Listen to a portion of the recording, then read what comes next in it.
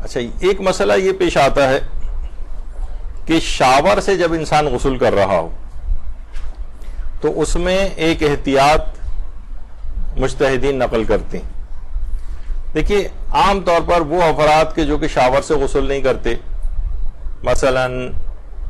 بالٹی سے وضو کر رہے ہیں، لوٹے سے وضو کر رہے ہیں، بہت سے جیسے بزرگ حضرات ابھی بھی شاور وغیرہ کو پسند نہیں کرتے، ان کے لیے تو مسئلہ نہیں ہے، کوئی احتیاط نہیں۔ لیکن شاور سے جو مسلسل پانی بہ رہا ہوتا ہے، یعنی بالٹی سے اور برتن سے غسل کرنے والوں کے لیے ایسی کوئی احتیاط نہیں، وہ تو جس طرح سے وضو اپنا غسل کر رہے ہیں وہ ویسے غسل کرتے رہیں گے۔ اصل مسئلہ ہوتا ہے شاور سے۔ آیت اللہ سیستانی، آیت اللہ خوئی، آیت اللہ وحید خراسانی فرماتے ہیں کہ احتیاط واجب کی بنا پر، یعنی مثلا جس وقت آپ شاور سے غسل کر رہے ہیں تو پہلے آپ کو سر و گردن دھونا ہوتا ہے اور اس کے بعد نچلا دھڑ دھونا ہوتا ہے۔ نچلے دھڑ میں بھی کچھ فقہا جو ہیں وہ کہتے ہیں دائیں اور بائیں کا فرق ہے، پہلے دایاں دھوئیں گے دھڑ، پھر بایاں دھوئیں گے۔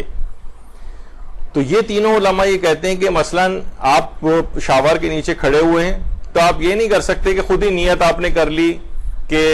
اب یہ میرا سر و گردن ہو گیا اور اس کے بعد اب میں جو ہے اب جو پانی ڈل رہا ہے خود بخود نیچے، یہ میں نچلا دھڑ دھو رہا ہوں۔ وہ یہ فرماتے ہیں کہ احتیاط واجب کی بنا پر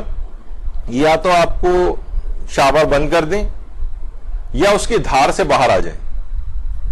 اور پھر اس کے بعد دوبارہ نچلا دھڑ دھونے کے لیے دھار کے نیچے جائیں یا شاور کو دوبارہ کھولیں۔ یہ احتیاط واجب کی بنا پر ہے۔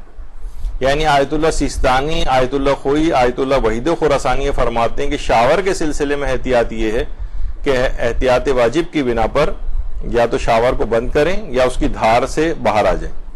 دھار سے باہر آنے پہ بھی میں نے سنا تھا، پتہ نہیں کسی جگہ ہوا تھا، خاتون چھلانگ مار کے دھار سے باہر آئی تھی تو گر ور گئی تھیں، وہ ہڈی بھی ٹوٹ گئی تھی ان کی۔ تو اس طرح کی کوئی حرکت نہ کریں، یعنی بس یہ ہے کہ نارمل طریقے سے جس طریقے سے بھی ایک شاور بند کر دیں اور پھر دوبارہ کھول لیں نچلا دھڑ دھونے کے لیے۔ اچھا، لیکن جو دیگر علماء ہیں، مثلا آیت اللہ شبیری زنجانی ہیں، آیت اللہ سعید الحکیم ہیں، آیت اللہ اسحاق فیاض ہیں، ناصر مکارم شیرازی ہیں یا رہبر معظم ہیں، ان کے نزدیک یہ والی احتیاط نہیں، ان کے نزدیک یہ والی احتیاط نہیں ہے، اور یعنی اس کے نیچے ہی کھڑے کھڑے آپ چاہیں تو نیت اپنی کر سکتی ہیں، یعنی جو ان کے مقلدین ہیں کہ اب یہ میرا سر و گردن دھل گیا، اب میں نچلا دھڑ دھو رہی ہوں، اس کے لیے شاور کو بند کرنا یا اس کی دھار سے باہر نکلنا یہ ضروری نہیں۔ تو آیت اللہ سیستانی کے جو مقلدین ہیں، رہبر کے تو مقلدین کے لیے ویسے بھی احتیاط نہیں ہے، وہ اگرچہ کہتے ہیں کہ احتیاط واجب کی بنا پر یہ دو کام کرنے پڑیں گے، ان دونوں میں سے کوئی سا ایک۔ لیکن ان مراجع کی طرف اگر رجوع کر لیا جائے، آغا سیستانی کے جو تقلید میں ہیں وہ شبیری زنجانی کی طرف رجوع کر لیں گے، اسحاق فیاض یا سعید الحکیم کی طرف، کیونکہ وحید خراسانی بھی احتیاط واجب ہی لگاتے ہیں، تو اس سلسلے میں ان کے مقلدین ان مراجع کی طرف رجوع کر سکتے ہیں۔ اچھا، بعض اوقات اس کی تو ابھی میں تفصیل میں نہیں جا رہا کہ کسی جسم کو اپنے پاک کرنے میں یا چیز کو پاک کرنے میں بھی یہی والا مسئلہ آ سکتا ہے۔ مثلا آپ پانی آپ ڈال رہی ہیں اور مسلسل پانی، تو آپ یہ نہیں کر سکتے جیسے کسی چیز کو مثلا پیشاب کے کپڑے کو 2 دفعہ دھونا ہوتا ہے تو آپ نے خود ہی نیت کر لی کہ یہ 1 دفعہ ہو گیا، پھر اب یہ دوسری دفعہ ہو گیا۔ یعنی کوئی بھی چیز بھی اگر آپ پاک کر رہی ہیں، کوئی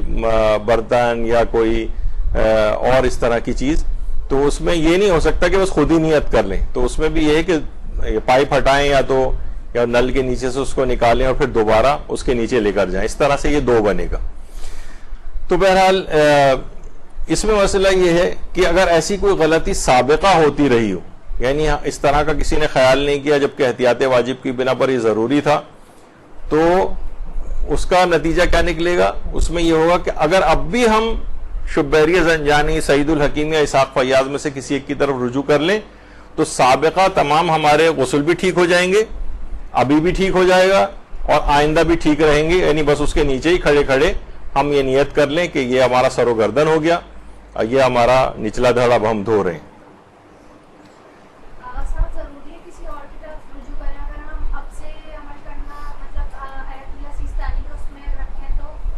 اگر آیت اللہ تو پھر آپ اسی پر رہیں. بلکہ ہاں نہیں پچھلی پھر باطل ہو جائیں گی. اور آپ کو ان سے جو آپ نے نمازیں پڑھی ہیں ممکن ہے وہ بھی آپ کو دہرانی پڑے. یعنی اگر آپ نے رجوع نہیں کیا تو آپ کے جو اس کا مطلب ہے کہ غسل باطل ہے. رجوع کر لیں گے تو پچھلے تمام غسل بھی صحیح ہو جائیں گے اور نمازیں وغیرہ بھی صحیح ہو جائیں گی. یعنی یہ جو رجوع کرنے کے بعد پچھلی تمام چیزیں بھی صحیح ہو جاتی ہیں اس مسئلے کے تحت, اور آئندہ بھی ٹھیک رہتی ہیں کیونکہ آپ کا نیت رجوع اس آئندہ کے لیے بھی ہوتی ہے. تو آئندہ کے لحاظ سے بھی یہی مسئلہ ہوگا. اچھا, غسل میں نچلے دھڑ کے اندر دائیں اور بائیں کا جو مسئلہ ہے, آقا سیستانی اور آیت اللہ خوئی وغیرہ وہ فرماتے ہیں کہ نہیں, نچلے دھڑ جب دھو رہے ہیں تو پورا نچلا دھڑ ایک ہی شمار ہوتا ہے. البتہ احتیاط یہ ہے, بہتر یہ ہے, مستحب یہ ہے کہ دائیں اور بائیں کر لیں. اس میں بھی پہلے دایاں حصہ دھوئیں, یعنی جسم کے نچلے دھڑ کے 2 حصے کر لیں. تو یہ والا جو مسئلہ اگر کوئی اس طور پہ یہ کرنا چاہ رہا ہے یا کسی ایسے مرجع کی تقلید میں ہے کہ جو کہ شاور سے غسل کی اس احتیاط کا بھی قائل ہو اور یہ نچلے جسم کے جو 2 حصے کیے جاتے ہیں اس کا بھی قائل ہو, تو پھر اس کو یہی والی چیز دائیں اور بائیں کے اندر بھی کرنی پڑے گی. یعنی پہلے سر و گردن دھونے کے بعد شاور کو بند کرے یا دھار سے باہر نکلے, پھر دایاں جسم دھوئے آدھا, یعنی جو دائیں طرف کا حصہ ہے وہ دھوئے, اور پھر اس کے بعد شاور کو بند کرے یا پھر اس کی دھار سے باہر نکلے اور اس کے بعد پھر بایاں جسم دھوئے. تو آیت اللہ خمینی, امام خمینی جو تھے, اور آیت اللہ علی خامنہئی, وہ کہتے ہیں کہ نچلا دھڑ کے جو ہے اس میں 2 حصے کیے جاتے ہیں. لیکن آپ نے جیسے کہ سنا کہ رہبر معظم تو ویسے بھی اس میں اس کے قائل نہیں ہیں, تو نچلے دھڑ تو ویسے ہی رائٹ اور لیفٹ کر کے ان کے نزدیک دھویا جائے گا. لیکن یہ والی احتیاط ضروری نہیں, اس کے فقط قائل آیت اللہ سیستانی ہے, وہ بھی احتیاط واجب کی بنا پر ہے, اور احتیاط واجب میں بھی ان مراجع کی طرف رجوع کر لیا جائے تو غسل ٹھیک ہو جائے گا. اچھا, یہ جو شاور لگا ہوتا ہے جسے شاور ہیڈز کہتے ہیں, یہ بی بی سی نے بھی اس پہ ایک نیوز دی تھی, اور جو نیشنل اکیڈمی آف سائنسز ہے جو کہ ٹاپ 100 کے اندر آتی ہے اداروں کے اندر, یونیورسٹیز وغیرہ میں,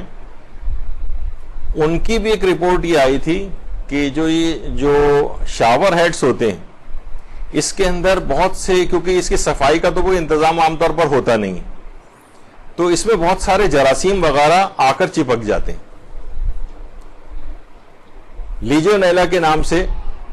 ایک مائکو بیکٹیریا ہے, وہ اس کے اندر گرو ہوتا ہے. پھر یہ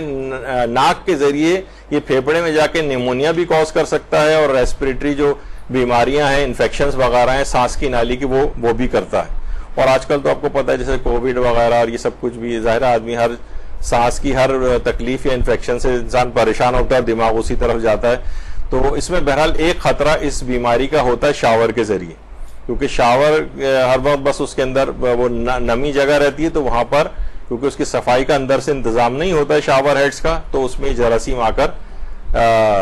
بیٹھ جاتے ہیں, اور اس کے بعد جب آپ کھولتے ہیں اور آپ کے ناک کے ذریعے آپ کے جسم کے اندر چلے جاتے ہیں تو یہ انفیکشن کاز کر سکتے ہیں. کوئی بوڑھا ٹائپ کا آدمی جس کی امیونٹی لیول کافی کم ہے تو اس کو نیمونیاز وغیرہ بھی ہو سکتے ہیں. تو بہرحال اگر کہا جاتا ہے کہ اگر ہر 3 مہینے میں ایک دفعہ ایک معمولی سے ایک پروسیجر اگر گھر کے اندر ہی کر لیا جائے,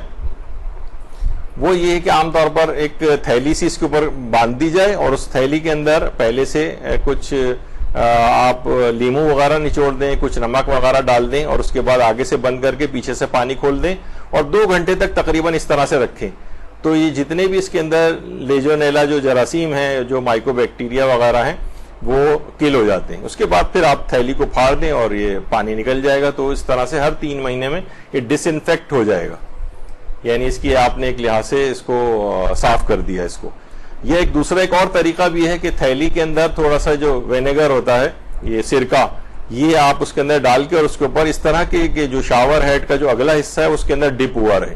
اور 2 گھنٹے تک صرف اس کو اس طرح سے رکھیں. اس کے بعد اس کو کھول دیں اور اس کے بعد پانی نارمل طریقے سے چلائیں, تو جتنے بھی جراثیم وہاں پر جمع ہو گئے ہوں گے وہ سارے کے سارے کل ہو جائیں گے, اور آپ کا یہ ڈس انفیکٹ ہو جائے گا. پھر 3 مہینے بعد دوبارہ اس کو کر لیں, تو اس سے یہ جراثیم لگنے کا اور یہ جو سانس کی کوئی بیماری ممکنہ ہو سکتی ہے اس سے بھی بچت ہو سکتی ہے. تو اس طرح سے اتنا فرق ہو جائے گا, بلکہ کافی اس کی کنڈیشننگ بھی ہو جائے گی شاور وغیرہ کی. تو یہ والا پلمبنگ کا کام بھی ہم نے آپ کو تھوڑا بہت سکھا دیا ہے یہاں پہ, صرف مسائل فقہ کے ساتھ ساتھ.